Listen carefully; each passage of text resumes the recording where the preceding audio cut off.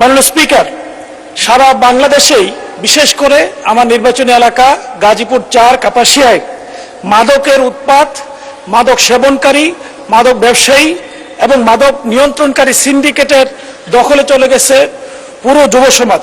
এই যুব সমাজকে যদি বাঁচাতে হয়, চোরাচালান বন্ধ করতে হবে, মাদক ব্যবসা বন্ধ করতে হবে, মাদক সেবন বন্ধ করতে হবে। এই মাদক সেবনের সাথে সম্পর্কিত হলো জ্ঞান কালচার। কিশোর গ্যাংরা সমাজে নানাভাবে অস্থিরতা তৈরি করছে, যানবাহনের নিরাপত্তার জন্য মারাত্মকভাবে বিঘ্নিত করছে, যে কারণে আইন শৃঙ্খলা পরিস্থিতি ভয়াবহ অবনতি হয়েছে। এই পরিস্থিতি উত্তরণে দ্রুত বিশেষ করে আইন শৃঙ্খলা বাহিনীর এলিট শ্রেণী যারা রয়েছে, র্যাব, বিজিবি এবং পুলিশের সমন্বয়ে একটি যৌথ বাহিনীর অভিযান আমি দাবি করছি।